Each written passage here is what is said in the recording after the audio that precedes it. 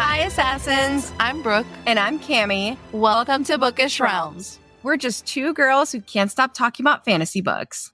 Welcome to our deep dive of Crown of Midnight. This episode covers chapters 45 through 56 of Crown of Midnight. Like in past episodes, the chapter summaries and character discussion are spoiler-free, but the rest of the pod does include spoilers for all of Throne of Glass. This pod is for mature audiences only. Cami, take it away, girl. Let's get into some chapter summaries. As a reminder, this is a non-spoiler section where we summarize the chapters we'll cover in this episode. So, if you haven't read the entire series, but you have read chapters 45 through 56 of Crown of Midnight, you can listen to this section. Chapter 45. After leaving Dorian's tower, Celaena heads to the dungeon to speak with Kaltain, haunted by her cryptic warnings about the king. She finds Kaltain's cell empty. The guard tells her Parrington took Kaltain and Roland to Morath. Both had suffered from headaches. Troubled, she pieces together connections between the Rompier magic lineage, Kaltain's warnings, and the word keys. That night, Celaena checks a sealed door in the library and starts thinking about the tomb.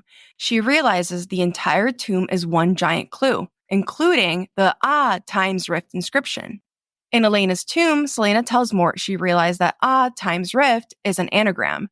He confirms her suspicions, telling her that it means I am the first, meaning the first word key was kept in Elena's tomb. Celaena examines the queen's sarcophagus and discovers a hidden compartment where the word key was once kept. Mort confirms the king took it decades ago. Celaena realizes the king used the word key to suppress all magic but his own, and likely has two of the three word keys. Desperate for answers, she plans to reach out to Nehemia, even if it means opening a portal to the other world. Meanwhile, Dorian dreams of Gavin, who warns him that Celaena is in danger. Gavin directs him to a secret passage in her room, urging him to act before he loses her forever. Chapter 47. Celaena opens a portal using word marks in her blood, calling out to Nehemia. Fleetfoot appears, growling at the portal, and then Nehemia herself emerges. Nehemia warns Celaena never to open the portal again, explaining that her death was necessary to inspire change. She pleads with Celaena not to let her light go out before vanishing. Just as Celaena processes this, Archer appears. Chapter 48. Archer reveals his deep knowledge of word keys and admits to orchestrating Nehemia's death, hiring Grave, and kidnapping Kale. He even planted the riddle in Davis's office to manipulate Celaena into finding the keys for him. Pretending to agree with him, Celaena gets him to lower his guard, but then stabs him. In the chaos, she accidentally smears a word mark and reopens the portal. This allows a demon to come through. As Celaena battles the creature, Kale and Dorian rush to try to help her, urged by Dorian's dream. They come face to face with Archer, the portal, the demon, and a passed-out Celaena. Chapter 49. Celaena regains consciousness after the demon slams her head into the wall. She sees Kale circling the creature, unarmed. Fleetfoot is injured. Dorian uses his magic to hurl the demon into the wall, buying them precious time. Archer refuses to give Celaena back the Walking Dead, which she needs to close the portal. He runs off, taking the book with him. Celaena and Dorian rush after him, leaving Kale alone with the demon. Kale knows he can't defeat the creature, but is determined to protect Fleetfoot, Celaena, and Dorian. The demon, noticing the injured dog, grabs Fleetfoot and drags her into the portal. Without hesitation, Kale follows, leaping into the other world to save her. Celaena, realizing what has happened, knocks Dorian unconscious to keep him safe and dives into the portal herself. Celaena shifts into her Fae form, her true power unleashed. Chapter 50. Celaena, now in her Fae form, confronts the demon with blue fireballs, revealing her fire magic. Kale and Fleetfoot make their way back through the portal as Celaena continues to attack. With a final surge of magic, she channels her power into Damaris and drives the sword into the ground, causing the earth to crumble beneath the demon's feet. The creature retreats, and Celaena, exhausted, returns to her human form as she stumbles back through the portal. Kale carries her back into the chamber, where Dorian has just regained consciousness. Seeing Kale drag Celaena through the portal, Dorian is shook, but quickly steps in to help. Celaena quickly uses Dorian's blood to rewrite the word marks and seal the portal. With the other world safely locked away once again, Celaena's anger shifts to Archer. Fueled by her rage, she storms out to finish what Archer started. Chapter 51. In the sewers, Archer attacks Celaena, taunting her about Nehemia and Sam. He insists Nehemia's death was necessary to achieve their goals and mocks Celaena's struggle with morality. Enraged, she knocks him down. Despite his pleas for mercy, she recalls Nehemia's advice to not let her light go out. For a moment, she spares him, but as Archer gloats, Celaena strikes, killing him and declaring Nehemia the true light. Chapter 52. Kale witnesses Selena kill Archer and confronts her. Back in her room, Selena reveals her Fae heritage and confesses most of what she knows about word marks, portals, and Archer's betrayal. She withholds key details about the word keys and her suspicions about the king. Kale, realizing how much danger she's in, makes a deal with his father to help him convince the king to send Selena to Wendlin. Chapter 53. Selena tells Dorian about his magic and suggests Mort might help him understand it. Meanwhile, the king approves Kale's plan to send Selena to Wendlin, unaware of Kale's true intentions. The king requests that she assassinate the royal family while she's there. Selena is shocked by this turn of events. She visits Selena, who encourages her to go to Wendlin. Chapter 54. At Nehemia's grave, Selena promises to embrace her destiny, stop running, and fight for freedom. Using her blood as a promise, she vows to end the king's reign, free Eelway, and honor Nehemia's sacrifice. In the castle, Kale justifies his actions to Dorian, insisting it's safer for Selena to leave, even if she may never forgive him. Dorian says goodbye to Selena, promising to care for Fleetfoot. Selena promises she'll return for Dorian. At the docks, Kale explains his decision to send her away, and Selena finally reveals the truth about the king's word keys. She gives him the Eye of Elena and whispers a cryptic date. As the ship departs, Kale confesses his love, but Selena only apologizes. Kale stands at the docks as the ship pulls away. Selena stares in his direction until she falls asleep. Chapter 56. Looking through the books on lineage that Dorian left in Selena's room, Kale deciphers Selena's whispered date, uncovering her identity as Aelin Ashriver Galathinius, the lost queen of Terrasen. The realization hits him. Selena is heading to Wendlin, straight to her allies and her destiny. Welcome to the character discussion. This section is spoiler-free for those of you that are reading along with us and listen just to our chapter summaries and character discussion sections. For our last episode, we will discuss each main character's journey throughout Crown of Midnight and any lingering questions we have for each main character. Those of you that have read the entire series will already have the answers to many of our lingering questions, but we think it's fun to revisit the series through that lens. Of course, we have to start with our girl, Selena Sardathian.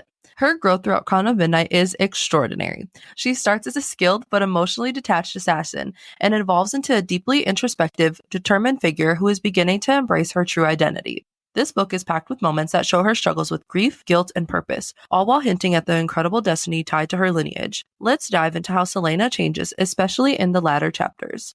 At the beginning of the story, Selena is still living under the shadow of her title as the King's Champion. She uses her reputation and skills to survive as the King's Champion, all while quietly resisting his orders. Even early on, we see her moral compass in action. She refuses to let the King's cruelty define her. But by the end of the book, that defiance transforms into something much larger, a growing awareness of her responsibility to others and the realization that she has a greater role to play in this world. One of the most defining moments of her journey is Nehemia's death. The loss devastates Selena, and her grief is palpable as she reflects, when it had mattered most, Selena hadn't been there. Nehemia was gone. Adding to her pain is the memory of Nehemia's harsh final words, "You are nothing more than a coward."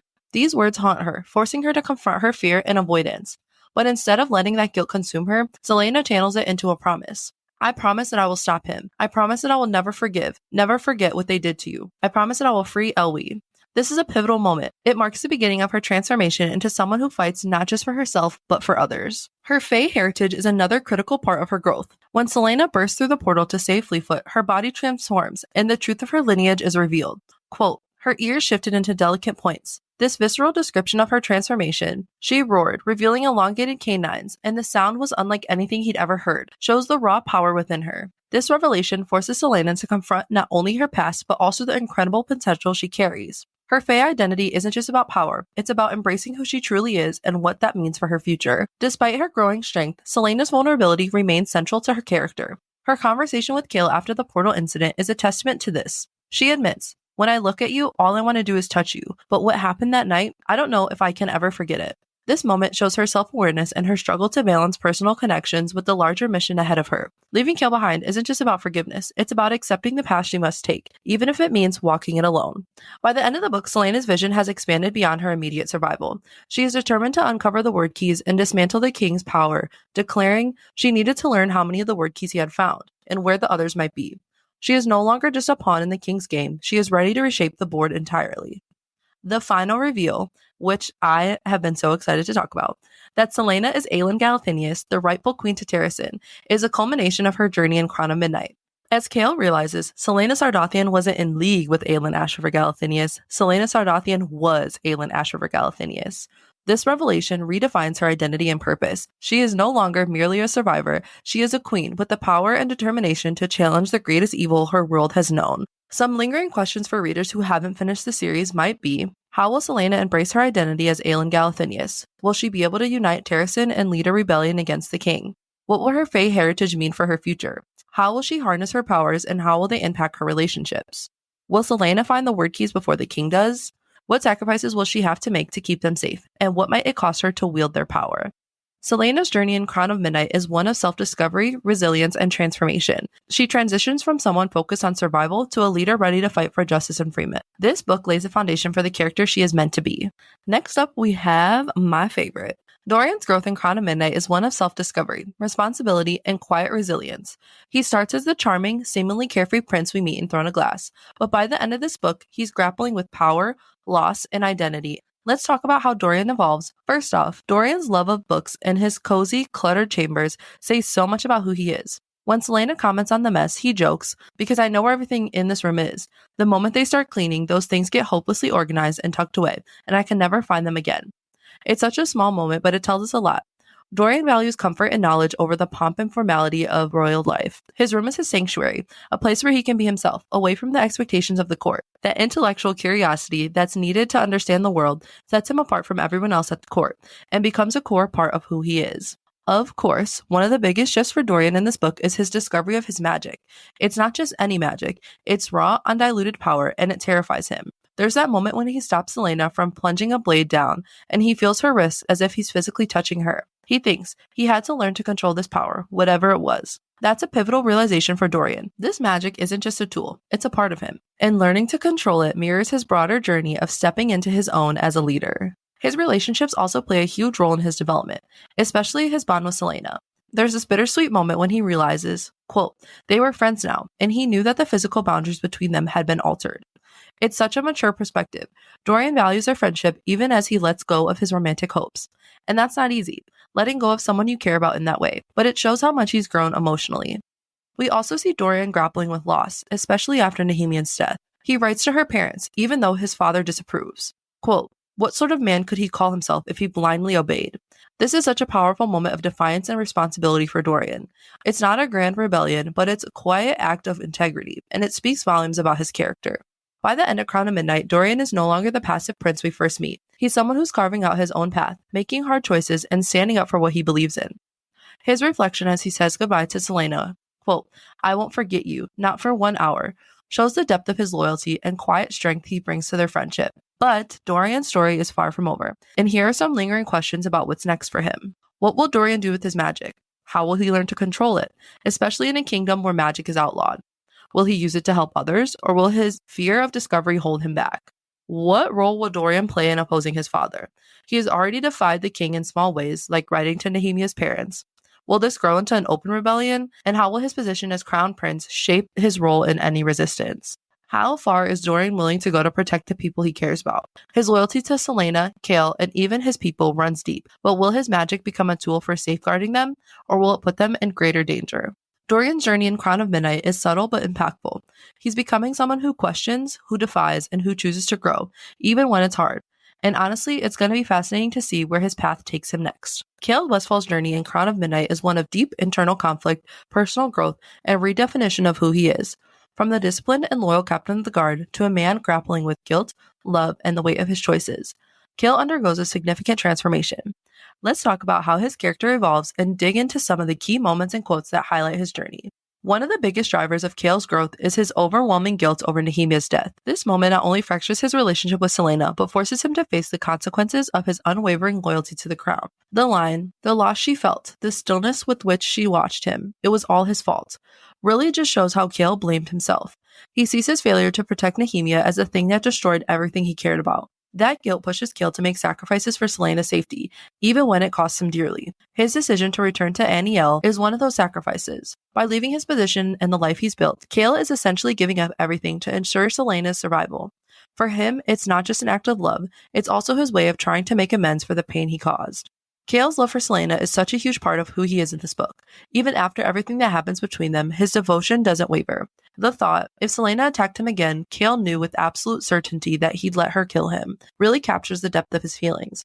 He can't bring himself to retaliate or blame her, even when her rage leaves him physically and emotionally scarred. There's also this incredible touching moment when Cale reflects on Celaena's will. She left everything to him, knowing his fears and struggles better than anyone else. The realization, quote, she hadn't just done it out of generosity. She knew that if he ever lost his position, he'd have to consider going back to Anielle. Hits Cale hard. It shows how much Celaena understood him and believed in him, even when he doubted himself. At the start of the series, Cale is defined by his loyalty to the crown and his role as captain of the guard. But as the story progresses, the loyalty starts to crumble. His reflection, that blind loyalty and obedience has started this descent, and it had destroyed everything, marks a major turning point. Cale begins to see the cracks in the king's rule and his own compliance with it. This shift is really driven home during his conversation with Dorian, when Dorian says, "You never wanted anything for yourself, save for the position you'd have now, and Celaena." It forces Cale to confront a hard truth. He spent his whole life living for other people's expectations. That moment pushes him to reevaluate what he truly wants and who he wants to be. By the end of Crown of Midnight, Cale isn't the same person we meet at the beginning. He's learned to question authority, accept his mistakes, and make hard choices for the greater good. His willingness to leave everything behind to protect Celaena shows that he's starting to prioritize what really matters over his duty to the crown. Cale's growth is slow and painful, but it sets the stage for even more development later in the series. He's a character defined by his struggles, both internal and external. But of course, there are still some questions that we have about Cale moving forward. Can Cale reconcile his loyalty to the king with his growing moral doubts? Will he continue to serve the king, or will he break away to follow what he now believes is right? Can he forgive himself for his mistakes, especially Nehemia's death? Or will that guilt keep shaping his decisions? How will his complicated relationship with his father influence his choices? If Cale does return to Anielle, will he reconcile with his family, or will the estrangement deepen? Cale's arc in Crown of Midnight is a testament to the complexity of his character. His struggles with love, loyalty, and identity make him one of the most relatable and compelling figures in the series. And now for our side characters. Archer. Archer Flynn in Crown of Midnight is one of those characters who keeps you guessing. He's charming, manipulative, and morally ambiguous, a true master of deception. His ability to exploit trust and hide his true intentions make him both fascinating and frustrating to watch. From the start, Archer uses his charm to manipulate those around him. He even admits it to himself, saying, "You'd be surprised how easily men see what they want to see.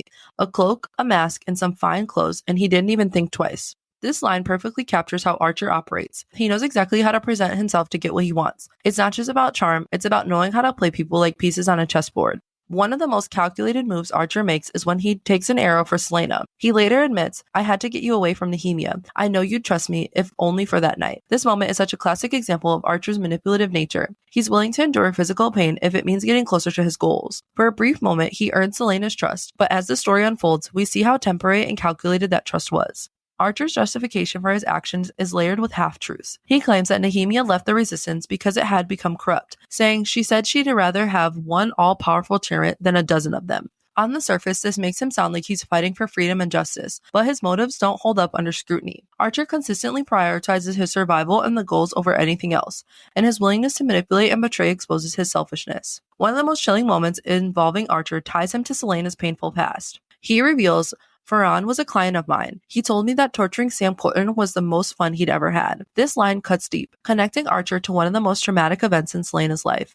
It solidifies her mistrust and deepens her resentment towards him, making it clear that Archer's alliances have always been with the darkest corners of this world. Even in his final moments, Archer's duality shines through. He pleads with Celaena, saying, "I'm doing it for our freedom. Our freedom. We're on the same side in the end." There is desperation in his words that makes you pause. Does he truly believe in the cause of freedom, or is it just another layer of manipulation? His actions betray his so-called noble intentions, and it's this contradiction that makes him such a compelling character. Archer serves as a cautionary tale in this story. He reminds us that not everyone fighting for a noble cause has noble motives. For Celaena, he represents the danger of misplaced trust and the complexity of navigating a world where alliances are fragile and motives are rarely pure. Archer's presence in Crown of Midnight forces Celaena and us as readers to question who truly can be trusted and what lies beneath the surface of the even most charming facade. Let's explore this world. Here we cover the main world-building elements that come up in chapters 45 through 56. We'll revisit these places and world-building elements in other episodes. For today, this section is not spoiler-free, so if you haven't finished the entire series, please do not continue, but please come back when you have. Let's start with the mechanics of opening portals, as Celaena takes on this task and we learn a lot about how dangerous and complicated this whole process is. These portals aren't simple doorways. They seem to be tears in reality itself, allowing Selena to peek into another world and allowing that terrifying demon to come into Aurelia. In this section, portals are opened using word marks, which Selena learned from Nehemia and from the book The Walking Dead. Word marks, as we've discussed before, are difficult to draw and require precise angles and lengths. And being precise is crucial when using word marks for portal magic. One wrong line, one tiny error, and the consequences could be catastrophic, which Selena quickly learns. So far in the series, portals can only be opened by drawing word marks in blood. And this isn't something just anyone can do.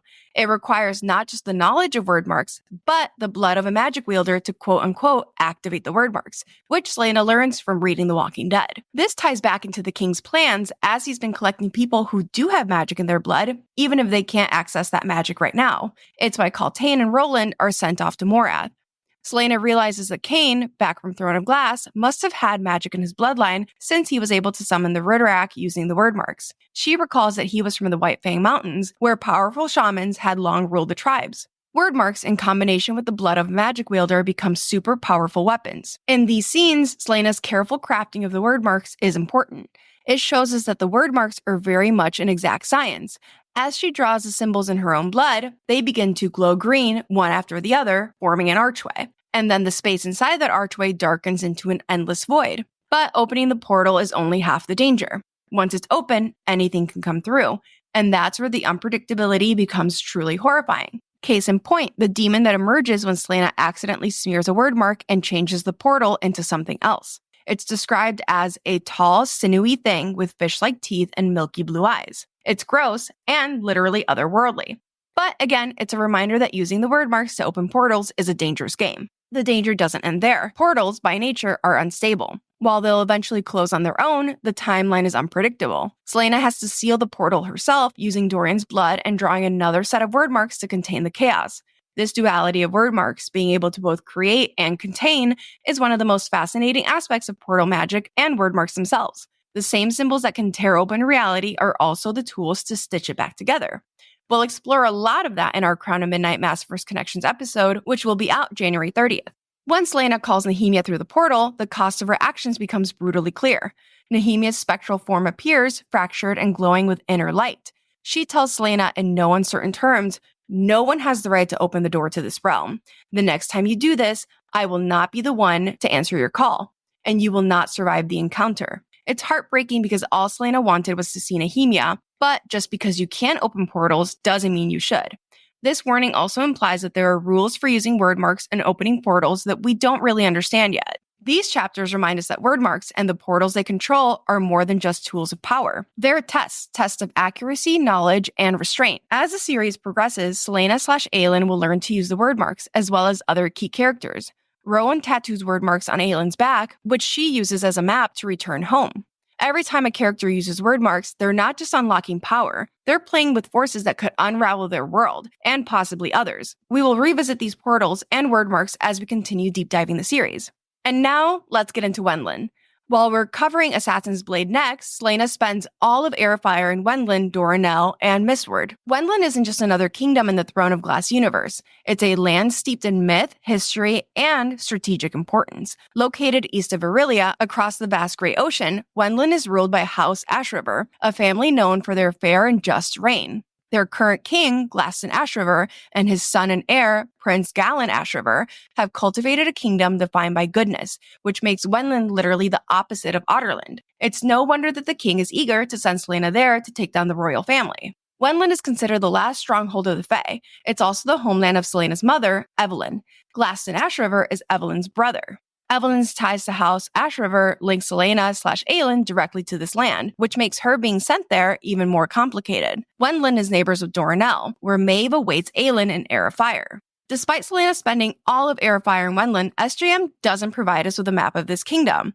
It's a very, very interesting omission considering we have a detailed map of Aurelia. The lack of a map of Wendlin definitely adds more mystery to this land, which is already described as a kingdom of dreams and nightmares made flesh. It makes us wonder how Wendlin could tie into the Massverse, which we'll explore as we continue deep diving the series and in our Crown of Midnight Massverse Connections episode.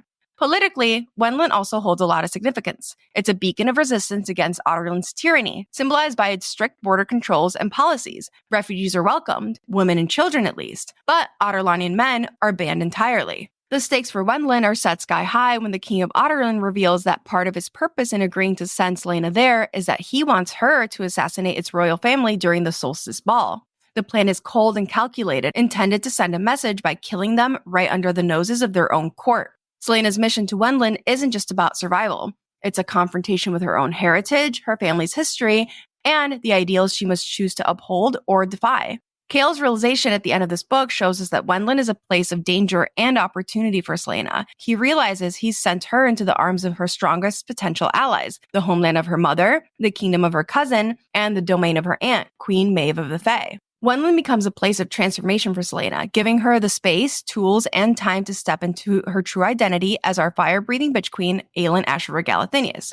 Now let's enter my speculation corner. What does Wenlin mean? You guys know that I'm convinced names in the Maasverse often have deeper meanings, and Wenlin feels no different. Once we're introduced to all of our major characters, I'll do a standalone episode on the meaning of their names, but for now, let's explore what Wenlin could mean. The name Wendalyn, spelled Wendalyn, is of English origin and means wanderer, which is a fitting connection giving the kingdom's role as a destination for Selena's journey and transformation. It's thought to be a variation of the name Wendy. There's a few other related names, but this is the one that stood out to me the most. I'm fascinated by how much meaning can be packed into a single name, especially in a series that is ruled by a prophecy about being nameless. SJM's choice of Wenlin as the name for this kingdom could be intentional, especially since it introduces us to other locations whose names could have double meanings, like Mistward. Regardless, Wenlin becomes so much more than just a location. It's a symbol of transformation, resistance, and it allows Selena/Aelin to face her past and embrace her future. This is our analysis and foreshadowing section, which is not spoiler-free. We'll break down parts of the text that tie into or foreshadow future events in the series. If you have not read all of Throne of Glass, please do not continue. A lot happens in this set of chapters, so please prepare for a long but thorough analysis and foreshadowing section. Let's start where these chapters start. Selena starts putting together the pieces of the king's plan. We touched on this last episode where we covered chapters 37 through 44, but in chapter 44, Selena and Dorian are looking through lineage records, and Selena sees something that catches her eye. It causes her to rush to the dungeons in search of Kaltain. She doesn't share it with Dorian, but we learn what it was in this set of chapters. So, what did she see? Quote, in Dorian's book of Otterland's noble lineages, the Rompier family had been listed as one with a strong magical line, supposedly vanished 2 generations ago. Sometimes I think they brought me here, Kaltain had said, not to marry Parrington, but for another purpose. Brought Kaltain here, the way Cain had been brought here, Cain of the White Fang Mountains, where powerful shamans had long ruled the tribe. Selena realizes that the king has started to basically collect magic wielders and is using them in some way. While Selena could not 100% confirm that Cain's use of the Ritterak and word marks is connected to the king, she does know that Kaltain has a feeling that she was brought here for something other than like what they're telling her. But it's too late because the guards tell Selena that Kaltain unfortunately has gone to Morath with the unfortunate Duke Parrington. Fuck him. But anyways. Selena also spirals as she realizes that Roland suffered from the same headaches that Kaltain mentioned, and now he's gone off to Morath too. And the crazy thing is as she remembers the headaches, she remembers her encounter with the creature in the library dungeons. Quote, the creature had been clawing at its head as though it were in pain. And when it had shoved through the door, for those last few seconds, it had been frozen in place. She had seen something human in its warped eyes, something that looked so relieved, so grateful for the death she gave him. She is starting to realize that there's a connection here between the creature and the headaches Nehemia, Kaltain, and Roland have all been experiencing. And this creature's weird death really does mirror/parallel Roland's death later in the series. He literally begs Manon for death, just like this creature seems grateful that Selena's going to kill it. And I think we've touched on so many times, the Valg possessions do seem to warp a person's humanity. They crawl their way into you very much like a parasite. They're Valged up, baby. And this makes Selena also think about the wings that Nehemia and Keltane had mentioned. Selena realizes that whatever the king is doing, he's moved on from mortal men, which that thought is fucking terrifying. But she also realizes that she needs to figure out how many of the word keys the king has found and continue digging into his plans. And like in this moment, Selena still considers the king as like the main villain, even though like we later learn that Parrington is really the one we should have been watching out for. Like Erewhon is in him. But this leads us like straight into Selena figuring out that Elena's tomb is one big riddle, including that inscription at Elena's feet, which I love, which is, time's rift. So Selena runs. I love how when you read it now, that you put your shoulders up because the first time you were like, flew out of your chair. I love that little anagram, which like that's what Selena does. She runs to Mort and tells him that she's figured out that time's rift is an anagram. And thankfully, Mort doesn't make her figure it out. Like he doesn't make her unscramble it. He just quickly reveals that it means I am the first, which means the first word key was indeed hidden in Elena's tomb. And Selena inspects Elena's crown and every time I say Selena and Elena in the same sentence, I always feel like I fuck it up because their names sound so similar. So similar. But she inspects Elena's crown and finds that there's an empty spot where the word key was, confirming that the king does in fact have the first word key, or he found a word key. And then Mort shares, quote, he was barely 20 when he found it. Strange, bellicose youth, always poking about in forgotten places where he wasn't wanted, reading books no one his age or any age should read. And like rereading this really did kind of break my heart. At this point, like obviously we don't know how tragic the King of Otterland's arc is, like his whole story. But the fact that he was 20, like he was so young when he started going down this path. And I really do think that, like, to some extent, the king, like, he could not have known how, like, the implications of experimenting with the word keys and what the Valg would do to him. I would, like, love, like, a little, like, novella about his rule. Like, you know how he came to, like, be about and, like, his whole journey through finding the word keys and, like, how this all happened. Because you never know. Maybe he did know what the implications were. Because do you remember how they were talking about he was poking in the library and reading, or he just said in here, like, reading books that, like, nobody should have read. So, like, yes, his story is heartbreaking because he does forget his name. But I do think to some extent, like, he knew what he was getting himself into, but maybe just, like, not to what extent, kind of like what you said. But he was just young and, like, wanted power hungry. And he took the path that literally destroyed him and his soul. So it kind of, like, poses the question, is the want for power destructive all on its own? It really does make me flash to when the king says, like, have you come to save me at last, Aelin Galathinius? Because, yeah, I think to some extent maybe he did know, like, what this would all lead to and that, you know, he was Valg possessed. But that question that he asks her, like, have you come to save me at last? It really does feel like maybe he didn't know what he was getting himself into. And I also think that this whole section here where Mort, like, says, like, he's always reading books and poking into places, like, he was a reader just like Dorian. And it does make me, like, kind of sad. And it makes me wonder how many more similarities they could have shared if the king had been, like, actually himself, you know? It's also funny because Mort, I think in that part, like at the very end, he's like, sounds like somebody else I know. And he was like insinuating Selena. But Mort also reveals other information during this conversation. He never spoke to the king, but the king did return to the tomb one time after he became king. And Mort tells Selena that the king found the word key by figuring out the riddle, just like Selena is trying to do. Mort, who is sassy, of course, we love Mort, tells Selena that the king figured it out faster than she did and that he's more clever than her. And Mort shares the earth-shattering information that the king used the word key to stifle all the magic, except his own and his bloodline, and he thinks that the king has 2 of the word keys. But worst of all, Mort reveals that having the word keys essentially allows the user to control the word. Scary.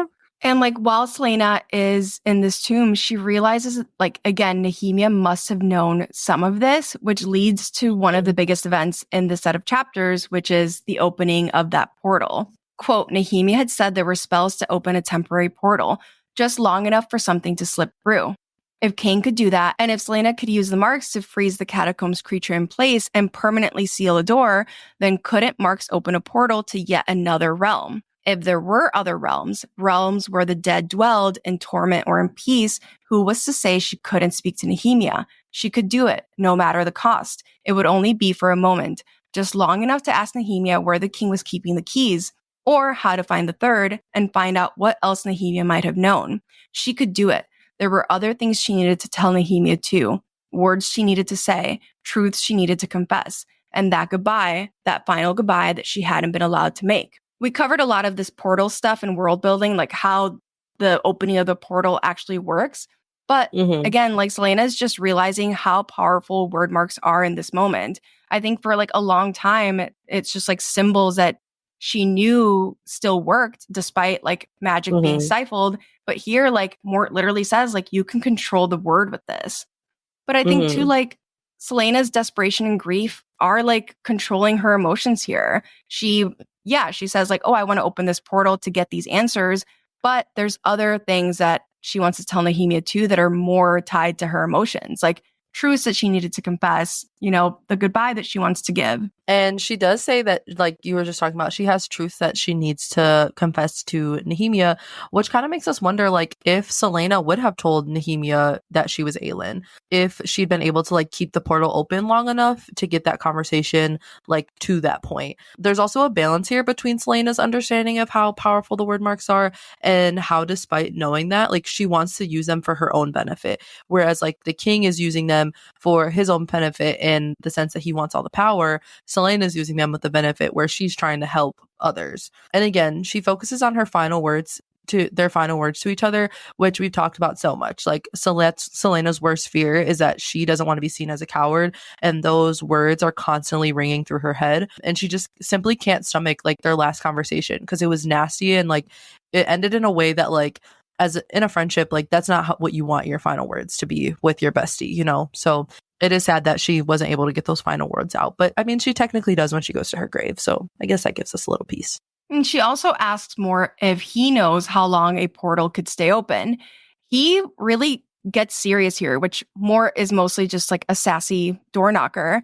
He warns her against doing so, but she continues because she is really determined to get these answers and get a proper goodbye. She sets off to find the Walking Dead, which the Walking Dead kind of just finds her, and the other things that she'll need to open this portal. Simultaneously, as she's planning on how to open this portal, Dorian's dreams are visited by Gavin Haviliard, who warns him that Selena's in danger. Gavin says, quote, because a line that should never be crossed is about to be breached. It puts this entire castle in jeopardy and the life of your friend. It's really interesting here that just like Nehemia warns Selena, like opening this portal crosses a line.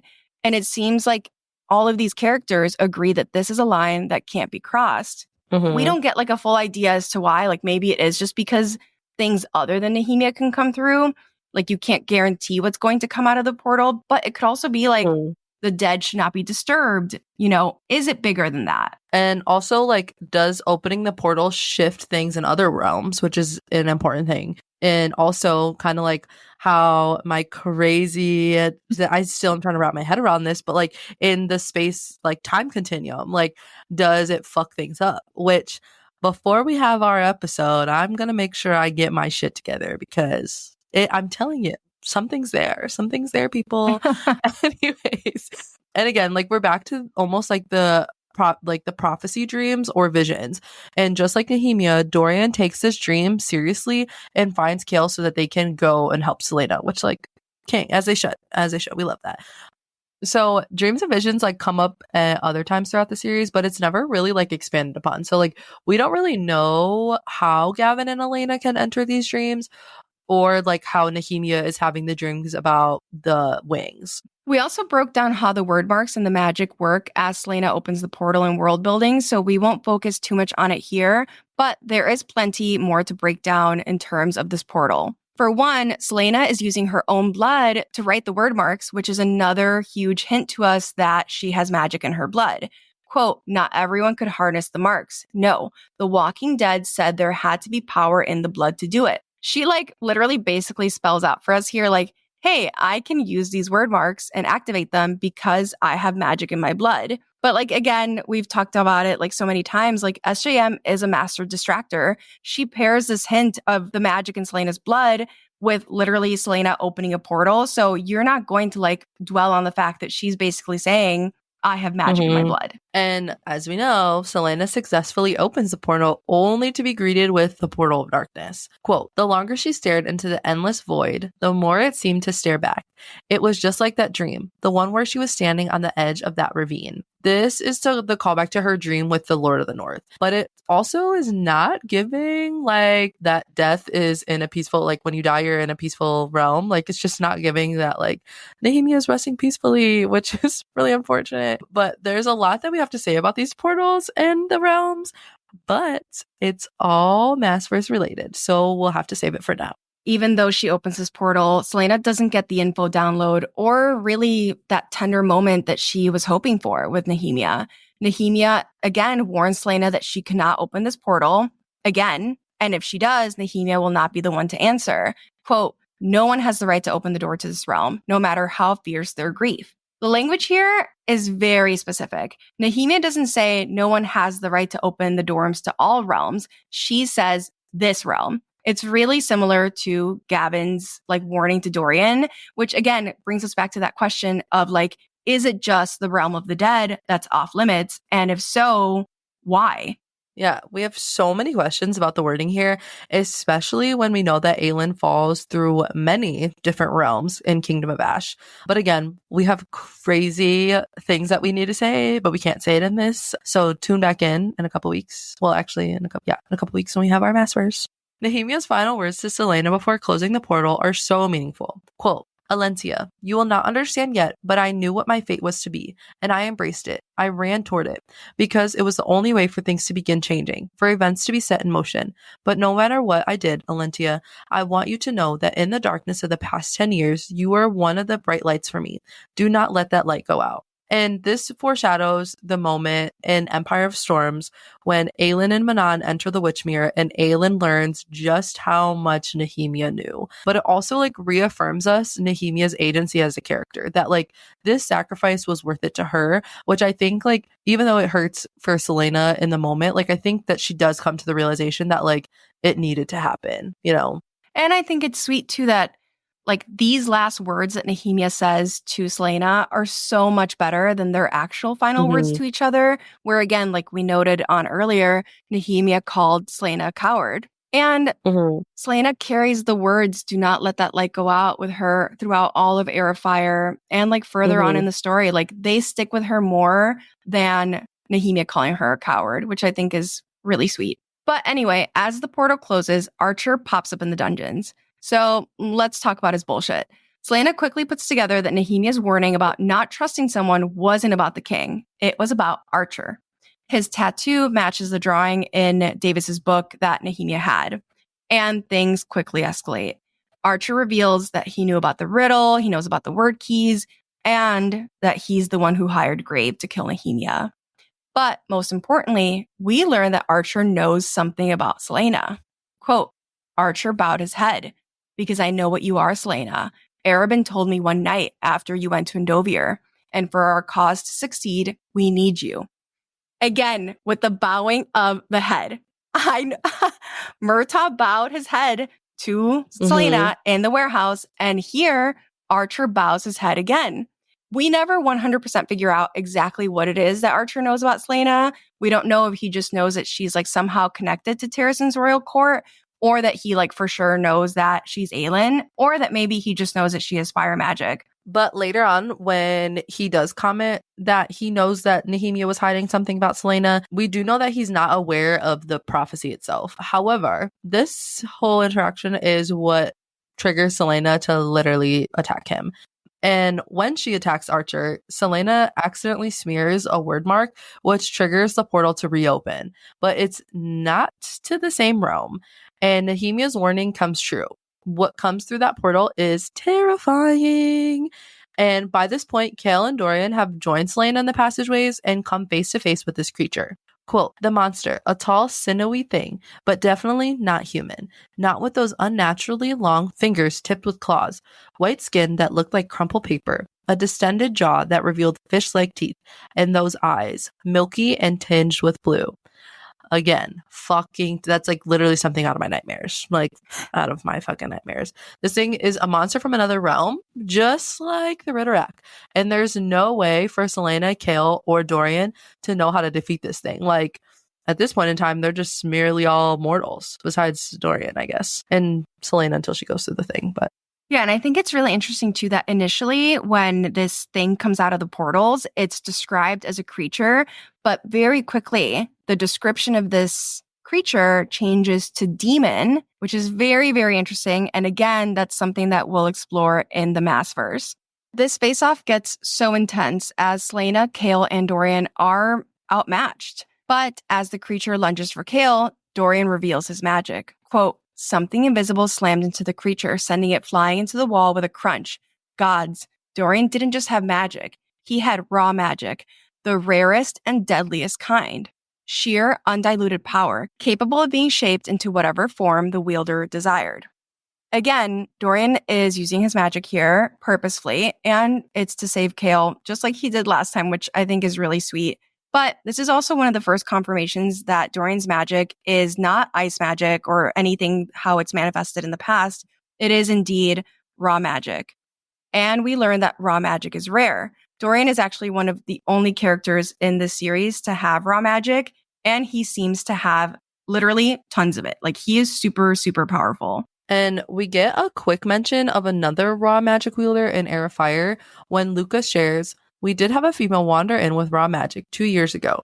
She could do anything she wanted, summon any element, and she was here for a week before Maeve called her to Doranel, and we never heard from her again. A shame. She was so pretty, too. But it's the same here as it is everywhere else. A few people with a pathetic trace of elemental powers that are really only fun for farmers. Question number 1 I have, who the fuck is this? It's giving Maasverse connection since it's never really touched on again. And 2, raw magic is no joke. Luca literally says that this female could do anything she wanted and summon any element. And Rowan even comments on raw magic in Queen of Shadows when he says, the crown prince has such tremendous power. Rowan had never seen its like. He'd need to find a way to train it, hone it, or risk it destroying him. Again, I feel like we understand how powerful Dorian is, but we don't understand how rare raw magic is and the implications it has, not just for his legacy, but like the Maasverse. And honestly, one of the lingering questions at the end of Kingdom of Ash, which is Dorian's like human lifespan. Dorian's power is an ongoing question for us. Even by the end of Kingdom of Ash, it does feel like he's just barely scratched the surface. At that point, like, he'd been trying to master his magic for what, like a few months, and look at everything he could do. Like, what else is he capable of? And Dorian's magic isn't the only huge reveal during this face-off with the portal demons, though. The creature takes Fleetfoot and Kale chases after her, crossing into the portal realm. Selena immediately follows them, knowing she has to get them out before the portal closes. And here, we get what we've all fucking been waiting for. Selena's Fae and magical reveal. We get this from Kale's POV and Selena's POV. Quote, from the corner of his eye, Kale saw her coming, the ancient sword in her hands and her face set with feral rage. The moment she burst through the portal, something changed. It was like a fog had vanished from her face, her features sharpening, her steps becoming longer and more graceful. And then her ears shifted into delicate points. The creature, sensing it was about to lose its prey, made a final lunge for Kale. It was blasted away by a wall of blue flame. She was between them now, swords raised. She roared, revealing elongated canines, and the sound was unlike anything he'd ever heard. There was nothing human in it, because she wasn't human, Kale realized, gasping up at her from where he still crouched over Fleetfoot.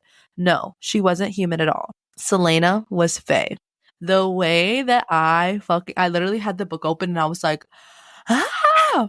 For the first time when I read this line, I literally was like, what do you mean? What do you mean she's Fae?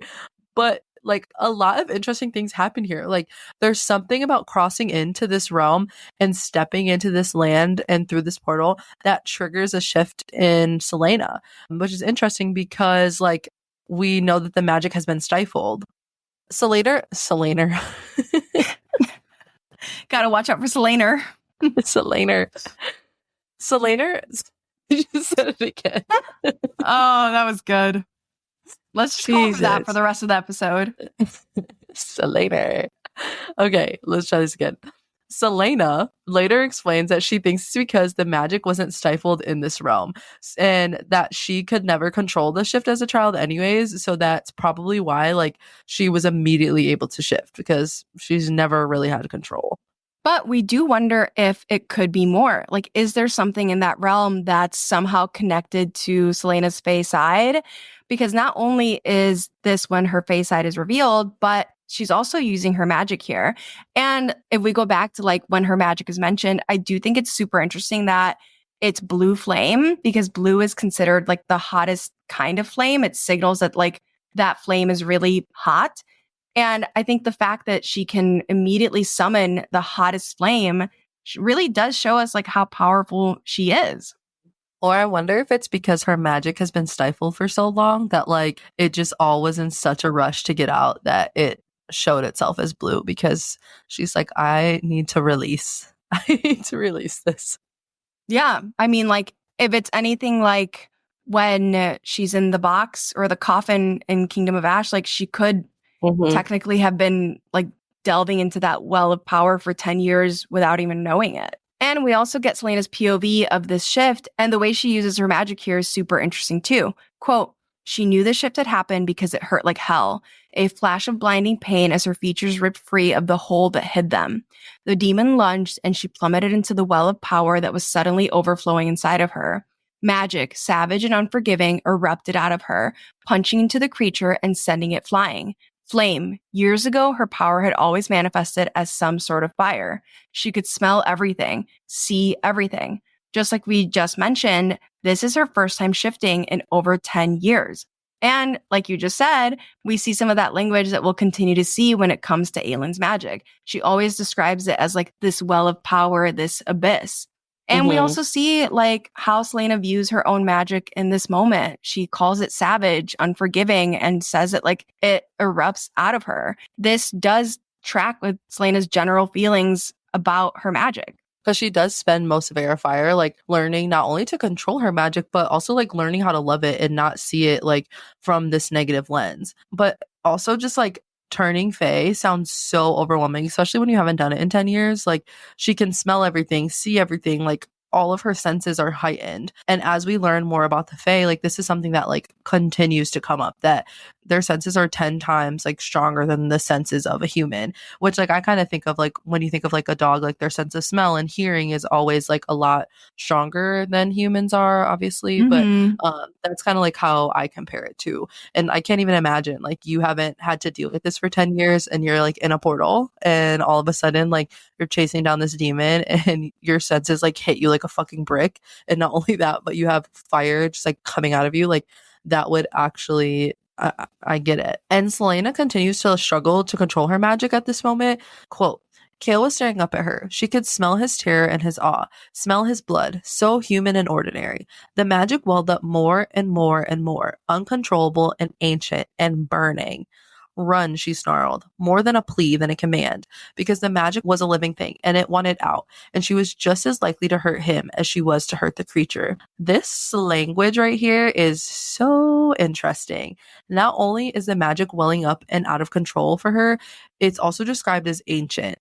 And Aylin's fire magic comes from her ancestor, Mala Firebringer. So in a sense, like it is very ancient, but it also just calls into question like what magic has looked like throughout time. Like as time has continued, like what happens to the magic? Does it strengthen? Does it weaken? Like what does it look like from generation to generation?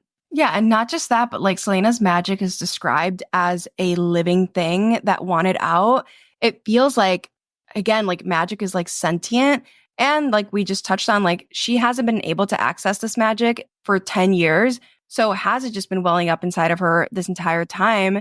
And this like burst of power that she can't control is similar to like, you know, how she like uses her magic in Kingdom of Ash to evaporate that wave. And again, like we see just how scared Selena is of her magic. She basically like begs Kale to get out of the way because she doesn't know if she's going to be able to aim it. She doesn't know if she can control it, and she could hurt him in an attempt to like save him. And then Selena introduces us to a new way of using magic. Quote, she had little control over the power, but she did have a sword, a sacred sword made by the Fae, capable of withstanding magic, a conduit. Not giving herself time to think it through, she threw all her raw power into the golden sword. Its blade glowed red hot, its edges crackling with lightning. The creature tensed as if sensing what she was about to do as she lifted the sword over her head. With a battle cry that shattered through the mist, Selena plunged Maas into the earth. The ground cracked toward the demon, a burning web of lines and fissures. We see magic being used in this way a few more times in the series, especially when Aelin almost seems to like imbue Goldrin with fire.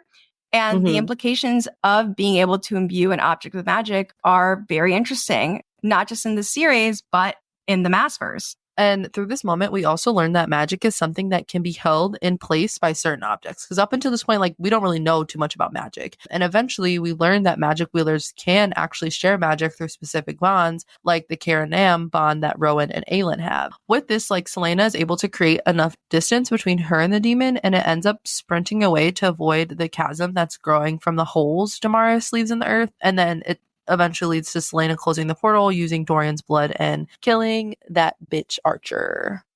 Before we move on to the final chapters and the big reveal, let's talk about Chaol, Dorian, and Selena and the complicated emotional love triangle they've built.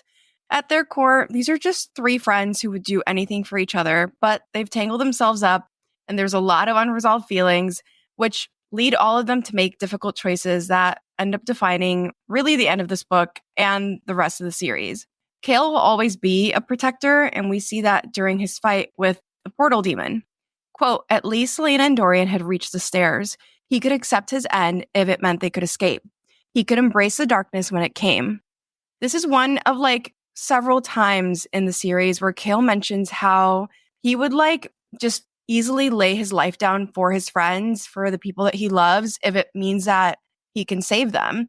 And to him, it really does feel worth it to keep Selena and Dorian safe. After the fight with the portal demon and Selena's Fae and magic are revealed, there's a lot of explanation that needs to happen. These three are getting patched up by a healer, though we don't learn her name here. We know that this is Sorsha's first appearance. We see firsthand just how complicated things have gotten between these three because Selena dismisses Dorian after the healer finishes her work. Quote, Selena turned to Dorian, her voice quiet. I'll come to your rooms when I'm done. From the corner of his eye, he sensed Chaol stiffening, and Dorian bit down on his surge of jealousy as he realized he was being dismissed. The captain was making a good show of not looking at them. What had happened during their time he'd blacked out, and what had happened when she had gone to kill Archer? Fine, Dorian said, and thanked the healer for her help. At least he had time now to piece himself together, to sort through all that had happened in the last few hours, and to plan how to explain his magic to Chaol. But even as he walked out of the dining room, part of him realized that his magic, that he, was the least of their concerns. Because even from that first day in Endovir, this has always been about them. And ultimately, like, Dorian is feeling a little jealous. He's feeling a little left out. And, like, who wouldn't be? They've been through hell and back, and Selena is literally just like, bye-bye, prince. Go to your room. I'll come to you when I'm ready, you know? And he feels like no one is concerned, like, with the things that he feels. He has to explain, like, with his magic. Like, he's thinking that he's kind of in the back of everyone's mind, whereas, like, he's like, I've been waiting to tell somebody about this. And he also realizes that they've always had some sort of connection that he didn't see. When he says, from that first day in Endovir, this has always been about them. Like, I think that's also kind of a harsh realization for him because Dorian also wanted something with her. So, like, just to come to terms with the fact that, like, it was never going to be him is sad. This is so sad at the end. Like, all of their goodbyes are really sad. But Dorian's realization that Chaol and Selena have things they need to say to each other makes the conversation between Chaol and Selena even sadder. Selena tells Chaol that she realizes that he's not necessarily like responsible for Nehemia's death like she initially thought, but she still can't trust him. Quote, you still can't trust me, he finished. She nodded. In this, she knew Archer had won and hated him for it. When I look at you, she whispered, all I want to do is touch you. But what happened that night, I don't know if I can ever forget it. The deepest cut on his cheek had scabbed, and she knew it would scar. For my part, I'm sorry for what I did to you. He stood, wincing at his wounds, and walked over to her. We both made mistakes, he said in that voice that made her heart stumble. She found the nerve to turn to him, gazing up into his face. How can you still look at me like that when you know what I truly am? His fingers grazed her cheeks, warming her chilled skin. Faye, assassin, no matter what you are, I... Don't, she stepped back. Don't say it. She couldn't give him everything again. Not now. It wouldn't be fair to either of them. These two needed to have this conversation, but it's so sad. Selena's question to Kale is heartbreaking. Like, how can you still look at me like that when you know what I truly am? It's just also like, despite how strong and confident Selena is, this reveals just how deep her own self-hatred is and her fear of being Fae and like her fear of her Fae side and magic is because she expects Kale to turn away from her. And Kale's response kills me when he's like, Fae, assassin, no matter what you are, he's about to say he loves her, but Selena literally can't let him finish. But this is literally immediately after he sees her in his fame form and he's telling her that he doesn't really care, but I feel like he hasn't really had time to process everything that happened because this doesn't necessarily erase from his mind because of the way he reacts in Queen of Shadows, which is where my Kale hatred starts to happen, but where I'm just like, okay, Kale, you can shut up now. But ultimately he does really love her. Yeah, and this conversation, along with learning that Selena is part Fae and a magic wielder, is what triggers Kale's decision to try to protect Selena by sending her to Wendlin. He goes straight to his dad after this whole info download and asks his dad to support this suggestion that he's going to make to the king to send her away. But of course, Kale's toxic father can't just do what his son is asking. He has to get something in return from Kale, which Kale says, then I will go back to Aniel with you. I will leave my position as captain and return home. It wasn't his home, not anymore. But if it meant getting Selena out of the country, Wendlin was the last stronghold of the Fae and the one place in Aurelia where she'd be truly safe. Whatever shred of hope he'd had for a future with her was gone. She still felt something for him, she'd admitted, but she would never trust him. She would always hate him for what he'd done. But he could do this for her. Even if he never saw her again, even if she abandoned her duties as King's champion and stayed with the Fae and Wendlin forever, as long as he knew that she was safe, that no one could hurt her, he'd sell his soul again and again for that. How can you hate him? Again, they're all just in this triangle loop of wanting to protect each other, wanting to keep each other safe. And this is what Kale's doing here. He's just trying to keep her safe. And to him, he says, it's worth giving up everything he knows, leaving Dorian, which he can't even imagine, leaving his position as captain of the guard, even if they'll never be together again. It just makes my heart hurt.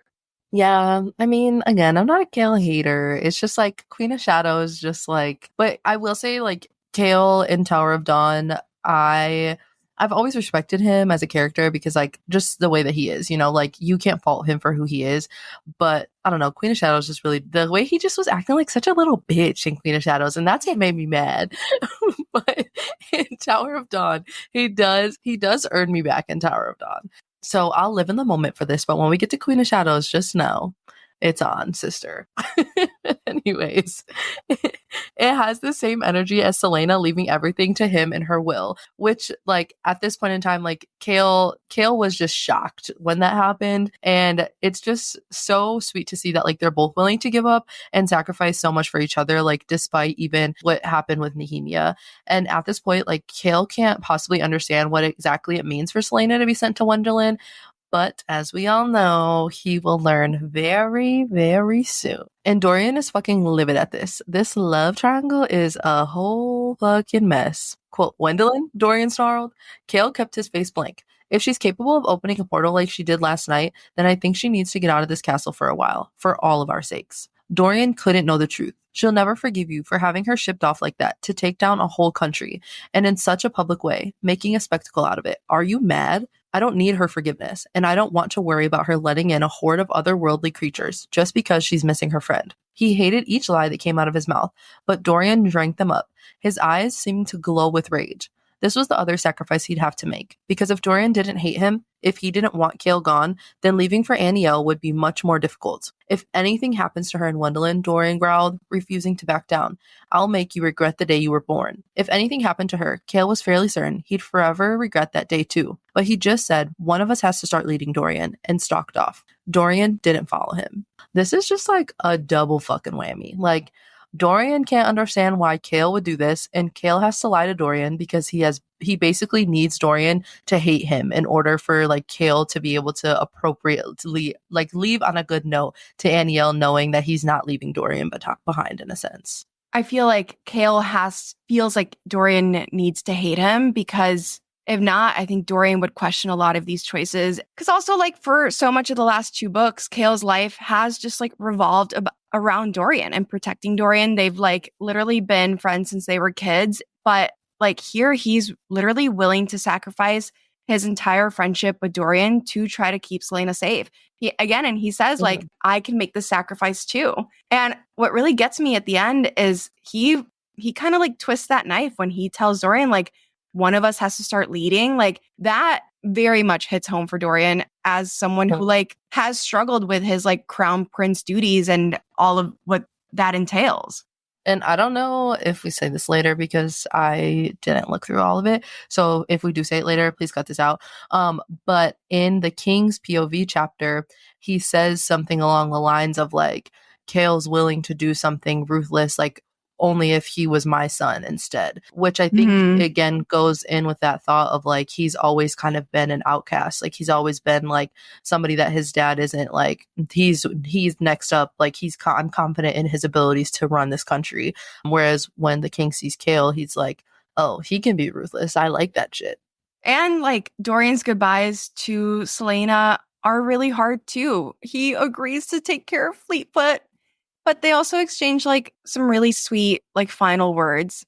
Selena says, "Thank you for all that you've done for me, Dorian. Thank you for being my friend, for not being like the others. I'll come back. I'll come back for you." And he knew that there was more she wasn't saying, some bigger meaning behind those words, but Dorian still believed her. Dorian's just always been there for her. And like, we always go back to that line of like, you can't pick and choose which parts of her to love. Like even when she broke up with him at the end of Throne of Glass, like he wanted to keep their friendship. He made the effort to try to like keep that bond. And she like basically points that out here, that he isn't like the others and that he was to his core, to the end, like to their goodbye, a good friend to her. And as we all know, Selena does come back for him. She keeps his promise because Witch Killer, the human, is still inside of him. Like as soon as Manon like puts that message out there, she immediately is like, all right, we're going to get him. We're going to go get him. We're going to go help save him, because she's just trying to get her friend back. And like, it's just such a cute, like, I just love their friendship. I literally love their friendship. And Dorian and Selena's mutual love and respect for each other will always be one of my favorite things. Like, they come to understand each other on such a deep level, not only as friends, but also as king and queen, and just two people who have to pay the ultimate sacrifice to save the world. As Selena tells Dorian the story of what went down in the portal, they share such a sweet moment. Quote, "After a moment, Dorian reached over and took her hands, bringing it to his lips for a swift kiss. Nothing romantic, a gesture of thanks. Even though things are different between us now, I meant what I said after the duel with Cain. I will always be grateful that you came into my life." Her throat tightened, and she squeezed his hand. Nehemia had dreamed of a court that could change the world, a court where loyalty and honor were more valued than blind obedience and power. The day Nehemia had died, Selena had thought that dream of that court forever vanished. But looking at Dorian as he smiled at her, this prince who was smart and thoughtful and kind, who inspired good men like Kale to serve him, Selena wondered if Nehemia's impossible, desperate dream of that court might yet come to pass. Why am I tearing up? I know. And I'm it's about just to get like my period. That's why. That's such a feeling. That's so real. I just literally, like, again, like, I can't say this enough. Like, I'll scream this until I'm blue in the face. Like, I just love their friendship. Like, I know we all wish that we would have gotten like a Dorian and Selena like love arc, but I think that like their platonic friendship is like something that you would want. You know what I'm saying? And it just is so sweet to see like how thankful he is to her, and she sees like how good he is and what he represents like for his people just by him like even existing. Like, he hasn't even led anybody yet, and she's like, this is going to be the king of the people. And it's just so sweet. Yeah, I love them. And as we know, like they both become such good leaders, but it is just so touching to see like how much Selena does believe in him and like kind of like I said, his ability to be a good king. And she like also still sees this in Kale, even though like all that shit happened with Nehemia. And I think that like also goes into how her character is as well too. Like she's gonna forgive you, but and she's still gonna think that like you have a good strong moral compass, but like she's not gonna forget what you did, but she knows that like ultimately like that line between good and evil or like good and bad, like she knows that that can be blurred sometimes. I just love them. I'm not even gonna, Mm. I'm gonna cry if I keep talking, so I won't. I know we're all eager to get to the big reveal, but we are trying to save the best for last. So let's talk about the king. As the king is delivering the news that Splana will be going to Wendland, we get some very interesting information. One, the king is wearing his black ring. And he tells us that Parrington is absent from, this whole announcement because Parrington went off to Morath. And he wished that Parrington were there, not just to see all of this go down, but because Parrington could help him figure out who opened the portal last night. Quote, he'd sense it in his sleep, a sudden shift in the world. It was open for only a few minutes before someone closed it again. Kane was gone. Who else in this castle possessed that kind of knowledge or that power in the blood? Was it the same person who had killed Baba Yellowlegs? So we get this kind of like very interesting tidbit of information that the king can sense that these portals are being opened, even though we never learn exactly why. We don't know if it's because he's got the Valg in him, his own magic, or the use of like the word keys, but he can, it literally like he senses that she opened it. And the way that he describes the portal as a shift in the world is interesting because portals obviously require a ton of magic and energy, but are things actually shifted when portals are opened? This is a question Cami and I talk about all the fucking time. Yeah. Don't get me started on what's it called? The butterfly effect. Like one small change can like Oh, trigger. Do you know what I'm talking about? I feel mhm. like so many of these Yeah. like portals and things that are open have to be affecting other realms. But he also Hmm. confirms that he knows that it requires certain knowledge, like using the word marks, but it also requires power in the blood. And he knows that a very powerful person had to be the one to kill Baba, which makes him wonder if that powerful person is in his castle and if that powerful person is the one who opened the portal, which is interesting because, I mean, Selena is the one who killed Baba. But at this point, like, I don't know if the king, or I don't know if any of us would register Selena / Aelin as like as powerful as she is. Like, we don't put this together Hmm. here like, for exactly what it means, you know? Yeah, we don't, up until this point, like, we know she's Fae, right? Like, when you're reading the book for the first time, but, like, you simply don't know, like, how powerful, even when we find out she's Aelin, like, we don't even know what that means to that point in time. But the king also reveals other things too, like that he had invited Baba to the carnival. I love saying that. Baba. So he Baba. could meet. Yeah, literally. He invited her to the carnival so he can meet with her to purchase some of her mirrors and talk about the Iron Teeth witches. Quote, but before she had yielded any decent information, she had died, and it frustrated him not to know why. Her blood had been spilled at his castle. Others might come to demand answers and retribution. If they came, he would be ready. Because in the shadows of the Farian Gap, he had been breeding new mounts for his gathering armies, and his wyverns still needed riders. While the king knows a lot, he doesn't know it all. He can't figure out why Baba was killed, and it frustrates him. Like, he knows everything, and he's like, how the fuck do I not know what happened underneath my own nose, basically? But we also get some answers about the flappy wings finally, that Keltane, Nehemia, and Roland have been hearing. And this is the first like real mention, other than like that the fact that the icon or whatever the symbol for Otterlin is the wyvern, but this is the first mention of like wyvern have been being made, which I think is interesting because we know that he's been breeding them, but now who is going to ride them? Our witches, our girls. Yeah. This has started to like really itch away at my brain because I think obviously the fact that the wyvern is a symbol for Haviliard House is like, it kind of points to like, oh, Manon and Dorian and like their connection. I feel like it's foreshadowing for that. And I think we brought this up in Mm-hmm. another episode too, but like, why is this a symbol? Like, Mm-hmm. how do they know that wyvern exists? Where did this come from? And why doesn't anyone like ever question it? I mean, I think in like, I don't remember in which book, but at some point they like mentioned that dragons used to exist. Do you remember this? Am I making this up in my head? We did just do what we've been doing, the fourth wing stuff. So I know. maybe we're Maybe crossing I'm over, mixing 'cause things up. I don't recall But that. I'm just so curious about where this symbol comes from, because to me it just signals that like Wyvern existed before. He had to Mhm. like, yes, of course it's like the symbol of a Villiard house, but he has to know what they look like, how to make them. They had to have existed at some point Yeah. before. I just wonder if like when the first Great War happened with like Brandon and them, when Erewhon was initially there, what I'm sure that they had remade the Wyvern. So, or they had made the Wyvern. So then maybe from that, like they had seen them and it was like, that's a cool fucking looking thing. And it's like, that's going to be our sigil. As he delivers the news to Selena that she's going off to Wendland, he notes that she keeps her eyes averted and that she usually does that. She usually looks away from him. But he also remembers the word mark that burned on her forehead during the duel. Quote, he had never learned anything about the mark that had glowed on her head during the duel. The word mark was impossible to decipher. It either meant nameless or unnamed or something akin to anonymous. But God's blessed or not, from the wicked grin on her face, the king knew that she'd enjoy this task.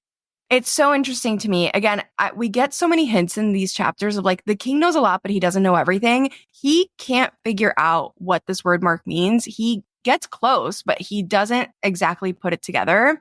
And we do know that this word mark is Brandon's mark, which is the mark of the nameless. And initially, this mark was just in Brandon's lineage because he descended from a bastard. Like he's a bastard son, but it does eventually come to represent something bigger because it represents the nameless is my price prophecy. Again, that concept of God's blessed comes up, even though Aelin has actually been essentially cursed by the nameless mark. Okay, and in this moment, like I went back and forth a lot on this when we were like writing this outline because I can't decide what it means about the king's valid possession. We know that Maeve knows about this nameless prophecy. So to me, that's like the Valg inside the king should also know.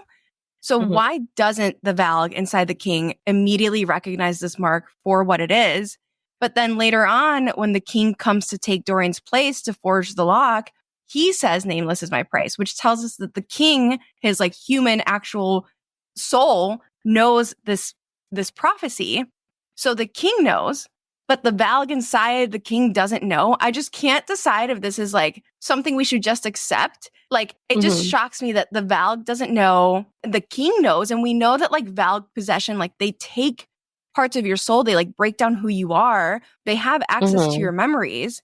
Like, you know what I'm saying? Like they have like when Aelin is in Air of Fire, like, and she's having that showdown with those three like Valg princes, they can see her memories. So I just don't understand how like the king, the human king, obviously knows what this prophecy or this term means. Nameless is my price. The Valg inside of him has been taking over him for 10 years, but the Valg doesn't recognize it either. Like, is it just a plot hole? Yeah. Do you know what I mean? It doesn't feel like I didn't even realize this until we were like rereading and like writing this outline. But I was just like, I don't understand how the mechanics of this because of what we do know about Valg possession. But yeah, maybe it's a mix of all those things. Like, I don't know. Yeah, but I definitely understand like why you would spiral a little bit because that is understandable. And I mean, I would spiral over anything. Yeah. I'm sorry. Honestly, you're fucking nuts. No, you're fine. You would actually. So, but the king's POV in this set of chapters ends with some foreshadowing for what we see in Air of Fire. Quote, he'd have to send riders immediately to the Farian Gap and the Dead Islands and have General Narok ready his legions. He didn't mean to make mistakes with this one chance in Wendelin. The riders end up being the badass witches that we come to know and love. Manon scared the shit out of me in that first chapter, though. I was like, who is this crazy bitch? Like, literally, who is this crazy bitch? And Selena and Rowan come face to face with General Narok and the three Valg creatures / experiments that come with him. Scary. So scary. I'm so excited for Air of Fire. We are not covering Air of Fire next, though, guys. We are covering Assassin's Blade next. But Air of Fire is really exciting for us. But Selena walks away from this interaction with the king and runs to Elena's tomb. She's literally like, gotta go tell her. She tells Elena that she's being sent off to Wendland, and this convo is so layered. Quote, "You will sail to Wendland tomorrow." Elena's eyes glowed bright. "Leave the word keys in the king for now. Go to Wendland and do what needs to be done." Selena asks, "Did you plant this idea in his head somehow?" And Elena answers, "No, the captain is trying to save you the only way he knows how." Selena shook her head, looking at the sunlight pouring into the tomb from the shaft above. "Will you ever stop giving me commands?" Elena let out a soft laugh. "When you stop running from your past, I will." In Empire of Storms, Elena reveals that she is actually encouraging Selena to go to Wendland because she knows that Selena is going to meet Rowan there, and she wanted Selena to have that joy and have that time with her mate before she's like, "Hey, so I need you to die because I fucked up 10,000 years ago." So it's really sad. And she tells Selena to leave the word keys in the king for now because she knows that this will allow her to focus on things like mastering her magic and growing her bond with Rowan. And again, Elena mentions Selena's past here. Elena knows exactly who Aelin is and all the ways in which she's hiding and running from her past. And I don't know, I just really honestly, it's fuck Elena, but in this moment, okay, at least you're giving our girl a little hint at, finding Rowan. Yeah. That part in Empire of Storms is really sweet. I think Elena literally says, I wanted you to have that time and, experience that joy. But it is fuck Elena. At Bookish Realms, it's fuck Elena. Sorry. She is the definition of do things and ask questions later. That's not how you do things. And that's why you fucked up. Yeah. No. And she's like, you know what? It's actually not going to be my problem anyway. So why do I care? It is kind of sad the way she, gets, I guess you can't say she got killed, but her soul gets destroyed. I don't know. Anyway, we're almost there at the big reveal, but we can't leave without mentioning baby's first blood oath. Selena slices her palm and presses it to the earth at Nehemia's grave, making her first blood oath or promise. She will start handing out these blood oaths like they're candy, but this is technically, I think, her first one. Quote, "But I promise," she breathed into the soil, "I promise that I will stop him. I promise that I will never forget what they did to you. I promise that I will free Eelway. I promise that I will see your father's crown restored to his head." She raised herself, drawing a dagger from her pocket, and sliced a line across her left palm. Blood welled ruby bright against the golden dawn, sliding down the side of her hand before she pressed her palm to the earth. "I promise," she whispered again. "On my name, on my life, even if it takes until my last breath, I promise I will see Eelway freed." She let her blood soak into the ground, willing it to carry the words of her oath to the other world, where Nehemia was safe at last. From now on, there would be no other oaths but this, no other contracts, no other obligations. Never forgive, never forget. And she didn't know how she would do it or how long it would take, but she would see it through because Nehemia couldn't, because it was time. Why am I going to cry? It's so sweet. I feel like this book is just so fucking emotional. There were so many times in this reread where I was like, I need a Kleenex. But this is why I roll my eyes when someone tries to minimize Nehemia's role in this story. We've shared before that we agree with the criticism SJM gets for killing off one of the only confirmed Black characters in the series, but this right here proves that Nehemia's sacrifice was worth it. This promise, which sealed with blood, haunts the narrative. It drives Selena's transformation into Aelin in Air of Fire and drives her to take action to build a better world. This is all Nehemia wanted. She wanted for Aelin to begin taking steps towards fighting back against the king, the Valg, Erewhon, Maeve, and eventually fulfilling her prophecy. Is it perfect? Is this whole Nehemia dying, that being used to make Selena do the things that she needs to do? No. But I also think this is just an amazing promise between two princesses, two would-be queens, two leaders. It's really a promise between two women whose friendship and bond is stronger than death. It is really emotional. It's just it's so beautiful that bonds between women are so much of this story. Selena's promise to Kaltain, Selena's promise to Nehemia, Selena and Irene's connection, Ansel, Lysandra. I could go on and on. It's all about the women who come together and make shit happen. We love that. And we love us. Women. Yeah. Women. We love women. Love us. It's so sweet. I just think it's interesting that this is this is like her first blood oath, essentially. And we see her do so many more. Mm-hmm. All right, we have held out long enough. Let's get into the reveal that Selena is Aelin Galathinius, Terrason's long-lost queen, which is one of the best reveals we've ever read. Selena and Kale are on the docks, and this conversation is an emotional info dump. Selena tells Kale everything she can. Quote, she told him about the word keys. She told him about the word gates and about Baba Yellowlegs. She told him about the papers she stashed down in the tomb, the riddle with the location of the 3 keys. And then she told him that she knew that the king had at least one, and that there was a dead creature sealed beneath the library, and that he should never open that door to the catacombs, never, and that Roland and Caltaine might be a part of some bigger, deadlier plan. And when that horrible truth has been revealed, she unfastened the Eye of Elena from her neck and folded it into his palm. Never take it off. It will protect you from harm. This is just so sweet. Like, Selena is that girl. She's trying to protect her friend. Despite everything that happened between them, Selena makes the decision to trust Kale with everything she can. The word keys, word gates, the tombs, the riddles, everything. Knowing that, like, he could literally turn her in and, like, get her killed. And I think, like, we've touched on this so many times, but Selena trusting Kale with all of this information, which she's essentially been working for the last 2 books to figure out, and it's like life-changing information. It does, like, speak volumes to how she views Kale. Despite the fact that literally a chapter ago, she says that she can't trust him, her actions, what she actually ends up doing, shows us that she does. She does still see him as a good man. She just, so many things happen between them, you know? And this is the first time that Selena will give Kale the Eye of Elena as a way to protect him. Because as we know in Queen of Shadows, she does slip it in his pocket, and it literally ends up saving his life. So she just, like, I think their friendship is also so interesting because they go through so much as, like, friends. And I think that as the series continues, like, they continue to grow, like, their friendship and build upon the trust that was lost in this book, which I think ultimately, like, makes their friendship stronger. I think a lot of the criticism of Kale and Queen of Shadows is really valid, but I do think we, like, forget that they broke up, and, like, that is, like, a lot of emotional shit, and that she leaves him in this moment. She's literally about to leave him and comes back like a totally different person. So it is a difficult adjustment. However, it does not excuse him. He asked for it. He literally, he knew that Gwendolyn was the homeland of the Fae, and he was the one that planted this seed into the king's head.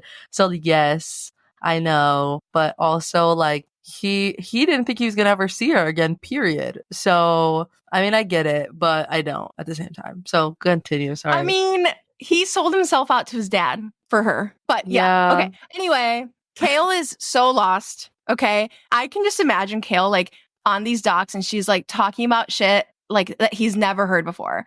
She's like, the word keys and the tomb. And I just can imagine that he's like, huh? Like that cat Come meme, again? huh? Like, but she trusts him with one final thing, one final clue. Quote, and then she did the most reckless thing she'd ever done in her life. She stood on her toes and whispered the words into his ear.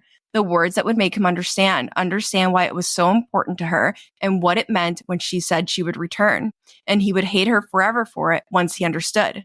What does that mean? He demanded. She smiled sadly. You'll figure it out. And when you do, she shook her head, knowing she shouldn't say it, but doing it anyway. When you do, I want you to remember that it wouldn't have made a difference to me. It's never made any difference to me when it came to you. I'd still pick you. I'd always pick you. Please just tell me what that means. But there was no time, so she shook her head and stepped back. Kale took one step toward her, though. One step, and then he said, I love you. She strangled a sob that built in her throat. I'm sorry, she said, hoping he would remember those words later. Later, when he knew everything. I'm so sad. Okay, but let's break down this moment because I cannot get in my feelings about this. I'm about to get my period and I cannot do all the feelings. I think it's really interesting that the fact that Selena, who is a trained assassin, who's been through so much in her life, says that whispering that date in Kale's ear is the most reckless thing she's ever done. It really shows us, like, that part of her that she's kept hidden is so deep. It's so scary to give someone the information that reveals who she is, even when it's someone that she obviously trusts the way that she trusts Kale. Yeah, and again, like, despite everything, like, she needs Kale to know, like, who she is and that she trusts him, like, with this information. She also knows that he will figure it out and fears that he'll hate her for once, like, when he does figure this out. And the fear over her real identity goes so deep. It's really sad, honestly, because this is someone who clearly loves her and she's afraid that he won't be able to see past it, which, like, he doesn't. I think also this statement that she says, you'll figure it out. And when you do, I want you to remember that it wouldn't have made any difference to me. It's never made any difference to me when it came to you. I'd still pick you. I'd always pick you. It's heartbreaking, but also like the rightful queen of Terrasen would pick Aderlin's captain of the guard. Like that's how much she loves him in this moment. Like they've always talked about that. She's a daughter of Terrasen. He is captain of the guard. Like he's a son of Aderland. But like she is literally able to see past that. And she's like, I would still pick you. And I think it's like so Romeo and Juliet coded. Like again, and this part is for you. Despite how you feel about Kale and Selena, losing a love like this is so hard. Like for both of them. When she comes back in Queen of Shadows, she is so different, but like so is he. And it does break my heart that like she trusts and loves him so much to say these things to him in their final goodbyes.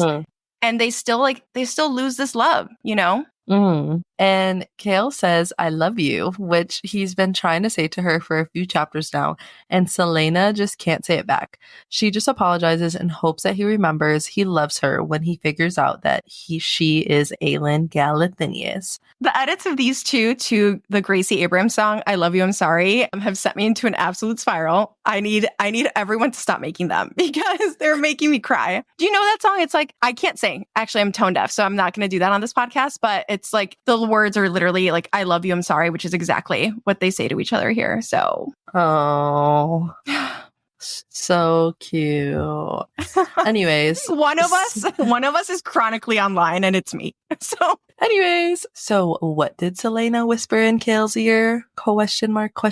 It's a date. It's the date of her parents' death. The same day she snapped at Endovir the previous year and the day that she left for Fold to grieve in the forest. Kale goes back to the castle and goes to her rooms. Earlier in this set of chapters, Dorian has left all the genealogy records in Selena's room, which he's been looking through to try to find out where and by his, I mean Dorian's magic came from. Kale starts looking through them and realizes that the date she'd whispered in his ear is the same date that King Orlin Galathynius, his nephew and heir, Ro Galathynius, and Ro's wife, Evelyn, were found assassinated. The record says that they don't know the fate of Aelin yet. Kale starts flipping through the genealogy records, realizing that Evelyn's maiden name was Evelyn Ashriver. Quote, Evelyn had come from Wendelin, had been a princess of the king's court. Hands shaking, he yanked out a book containing Wendelin's royal family tree. On the last page, Aelin Ashriver Galathynius' name was written at the bottom, and above it, her mother, Evelyn's. But the family tree traced only the female line. The female, not the male, because 2 spots above Evelyn's name was written Mab, Aelin's great-grandmother. She was one of the 3 Fae sister queens, Maeve, Mora, and Mab. He quickly puts together that Mab is Aelin Ashriver Galathynius' great-grandmother. Mab, who was Fae. And he flashes back to Selena explaining why she shifted into her Fae form in the portal. When Selena's explaining this to him, she says, my great-grandmother was Fae. He's putting things together, but it's like not all clicking yet. And you take it away.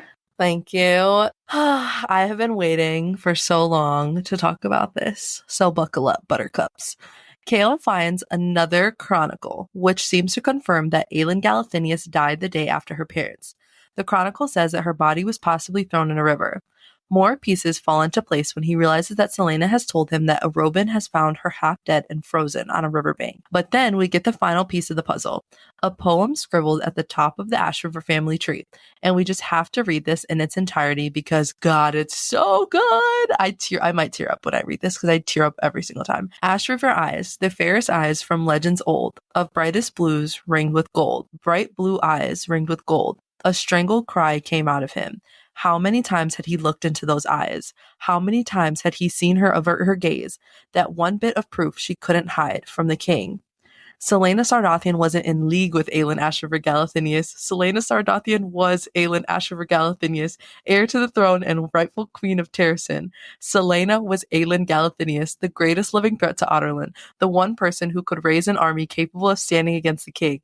Now she was the one person who knew the secret source of the king's power, and one who saw a way to destroy it.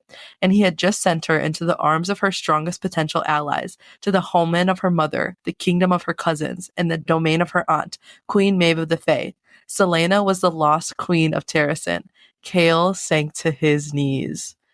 When I tell you, like, shivers are in my whole entire body right now, like, there is no better way that SJM could have done this reveal. Like, I remember reading this for the first time and being like, I think I sat there and stared at the wall for maybe 15 minutes, 15, 20 minutes, maybe even 30. Because I was like, what did I just, what I reread it like a million times too. It's so good. Like the way that it like all falls together is like so masterful. While you were reading, like I can't wait to like watch the clips from this because I'm literally like this. Like I'm like barely holding it together. But it like Chaol puts together so quickly, which like Selena knew that he would figure it out. All the mentions of her eyes, like how she avoids contact with the king, like all these little things, yes, are flooding back to Chaol, but also to us. Like this is when we figure it out too. Or like I think a few of us like had clues, but like this is where it's confirmed, and he realizes who she really is. And it's not just that she's Aelin, but like she has all this information about the king, all of this information about his power. And now, without knowing it, he's sent her to a place where she can gain allies. I don't know like what else we can say other than this still gives us shivers. Like next week we will have a special episode coming out called The Reveal, where we will go over the biggest hints connected to this reveal, because it's just too good to not lay out exactly how well SJM set this up. And honestly, there's just something so amazing about getting to know this character through 2 books, or 3 if you've read Assassin's Blade first, and then realizing that she is the fucking queen. She's the motherfucking queen of Terrasen, and she's about to raise her armies and slay your fucking enemies. Slay her enemies. Raise your armies. Slay your enemies. Take your rightful place upon the throne. Is that from Game of Thrones? Probably. I would assume so. I love Game of Thrones. Such a good show. Right. Okay. I was going to say, you've seen the series, right? Yeah, but I just like, it's so much shit happens in that show. I don't remember. I'm sure it does. I feel like it has to be. But we can't move on past this reveal without touching on the eyes. We started spiraling about this like 2 weeks ago. Selena's eyes have been pointed out to us time and time again. The eyes that literally have a poem written about them, which Brooke just read, but I'll read again. Ashriver eyes, the fairest eyes from legends old, of brightest blue ringed with gold. We are entering theory space, so take everything we say with a grain of salt. But why would SJM point out Aelin's eyes so much if they didn't mean anything?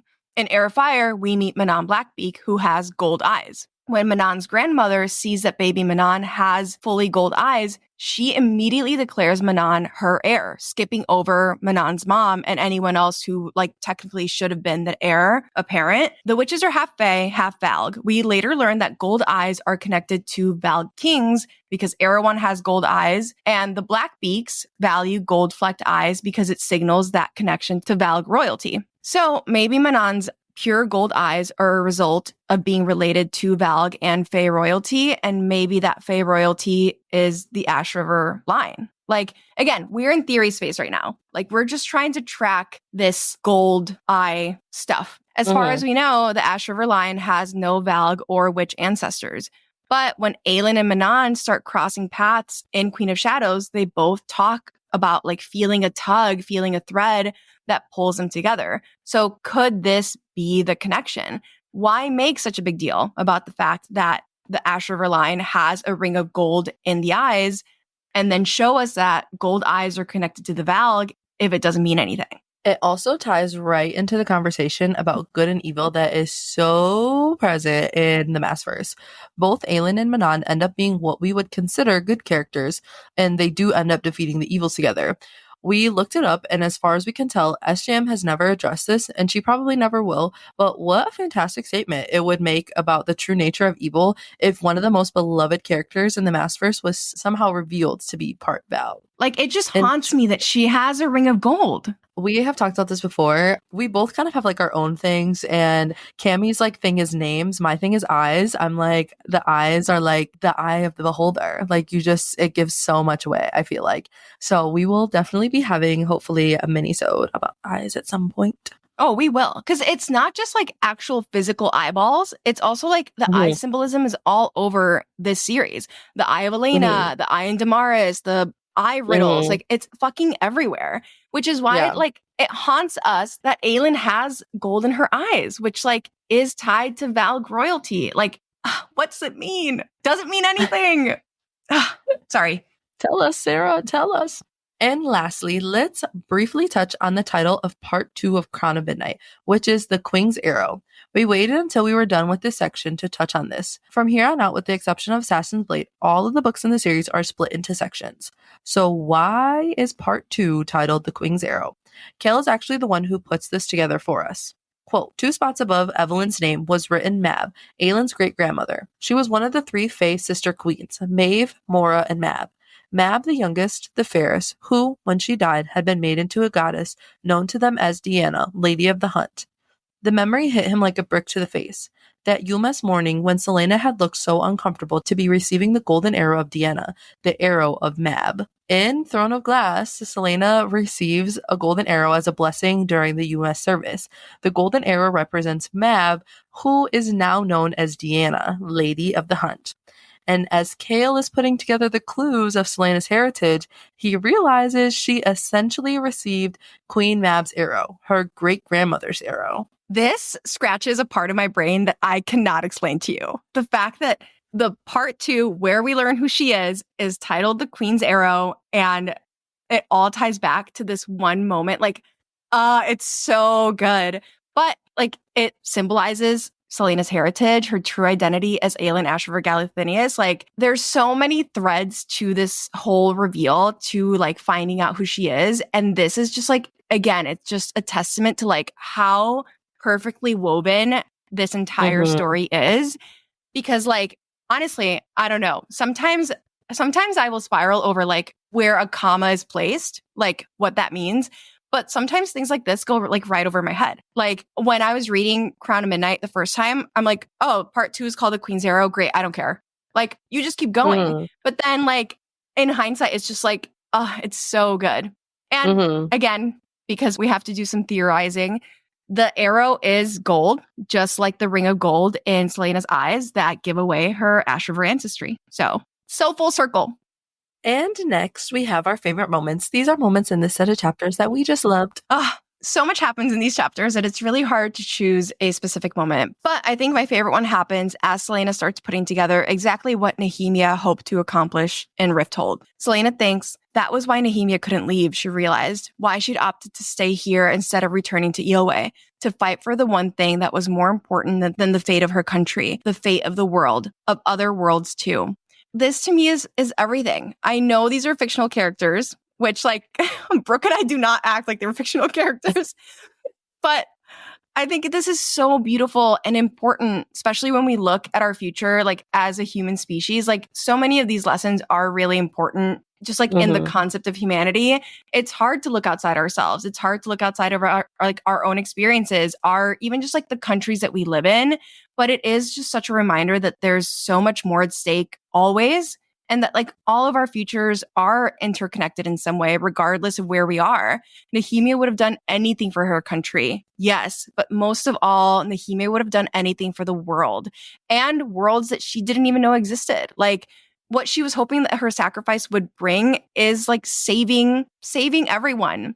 And it's a kind of selflessness that I think we could all strive for. And honestly, sometimes the most meaningful battles aren't the ones we fight for ourselves, but the ones that we fight for a future we may never see. And I think Nehemia really exemplifies that. So I love that. Wow, that was really beautiful. Thank you.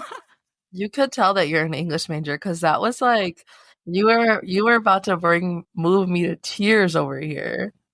If teaching doesn't work out for you, you could be a motivational speaker, sister. Well, I can yap like one. So yeah, maybe we can go on a motivational speaking tour and just like act like we're from Throne of Glass. So cosplay? Sure. Yeah. Well, did you have anything else to say? Because I feel like I cut you off. No, I was done. Okay. Unlike Cami, I could not narrow this down to one specific moment because this set of chapters just had so many incredible moments and it was so hard to narrow it down.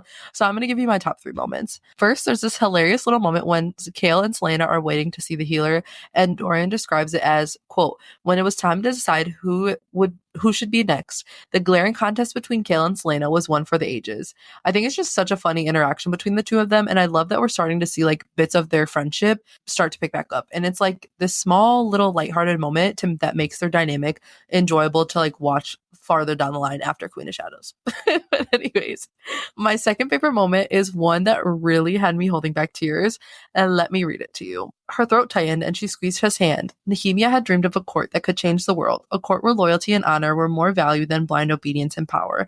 The day Nehemia had died, Selena had thought the dream of that court forever vanished. But looking at Dorian as he smiled at her, the prince who was smart and thoughtful and kind, who inspired good men like Kale to serve him, Selena wondered if Nehemia's impossible, desperate dream of that court might yet come to pass. And honestly, Dorian is easily top 3 of my favorite characters in this whole entire series. And this moment just perfectly shows why. Like, Selena sees in him the potential to truly be a great king and someone who can turn Adarlan away from its like long history of tyranny underneath the current king. And it also is just a touching moment because it not only reflects like her faith in him, but it kind of also mirrors the kind of ruler that she herself aspires to be in her own way. But I think it's also interesting because they're kind of like parallels in a sense where like Dorian has always been on the path of being a king, and Selena kind of had to go through a different route. And I think that Selena would have been seen just as Dorian if she would have been able to take that path too. So I just think it's sweet that she's able to see that. Then my last favorite moment, we have the scene at Nehemia's grave. Selena's confession is so raw and powerful. Quote, I want you to know, she whispered to the wind, to the earth, to the body far beneath her, that you were right. You were right. I am a coward, and I have been running for so long that I've forgotten what it is to stand and fight. And this moment is just really such a turning point for Selena. It's the first time that she fully admits that she has been running from her past and responsibilities for far too long. It's honestly really her wake-up call, and she knows that it's time to stop running and to start fighting. And it just like, I don't know, it just is really good because I know that those words like haunt her throughout this book or after Nehemia dies. So it's like, it's nice to see her be able to like finally stand up and be like, okay, I'm done running. It's time to start fighting. And lastly, we have our final thoughts. Sorry, I muted myself because when you were reading the part about Dorian, I was going to burst into tears. So, but rereading Crown of Midnight was such an amazing experience. This book is full of high highs and low lows, and you can see how SJM weaves the threads that create the rest of the series. The reveal at the end like still takes my breath away. And honestly, when SJM writes that like Kale sank to his knees, I feel that like in my gut every time. And this reread also reminded me just how much this series is about women. I know I think I've talked about this in 3 different final thoughts sections, but so much of the series is about women, their friendships, the bonds they form, how they understand and protect each other, and the promises that they make to each other. Selena has been through so much, but it's the loss of someone she considers to be her soul friend, Nehemia, that truly spurs her into action.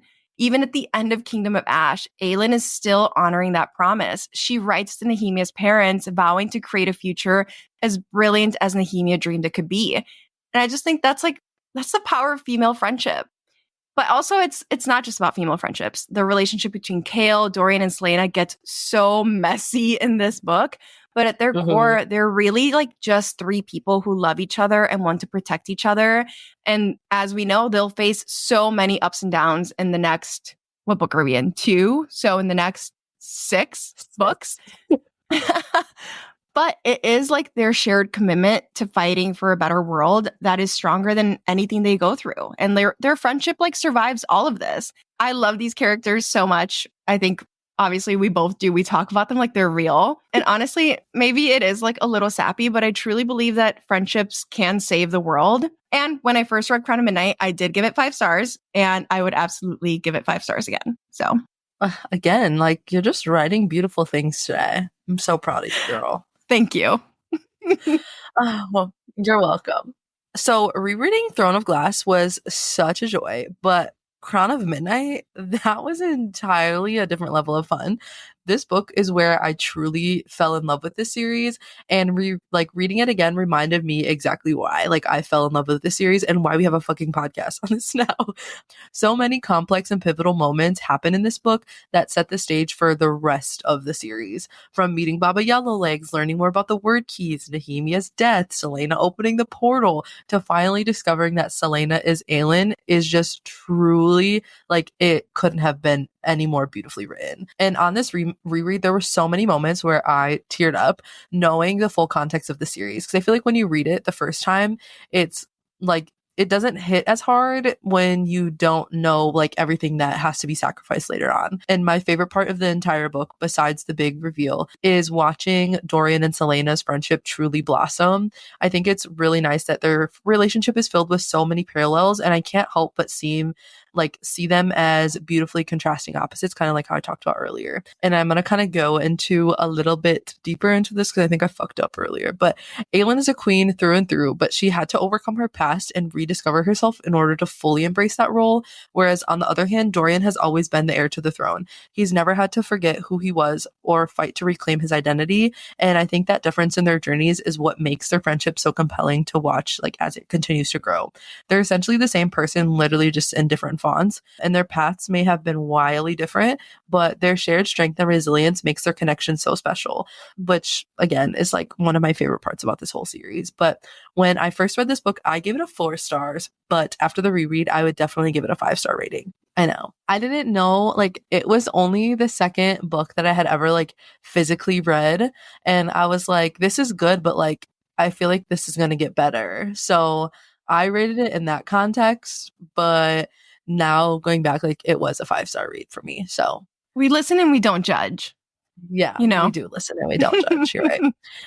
That wraps up our deep dives for chapters 45 through 56 for Crown of Midnight. We hope you enjoyed our analysis and theories. Don't forget to follow us on Instagram and TikTok, where our handle is @BookishRealmsPod. We'd love to hear your thoughts on these chapters, so drop us a comment or leave us a message. Also, leave us a rating if you liked what you heard. It really helps us out. Join us next week when we continue with our special episode, The Reveal, where we break down the moments that hint to the big reveal at the end of Crown of Midnight. Until then, keep reading, Assassins. Bye!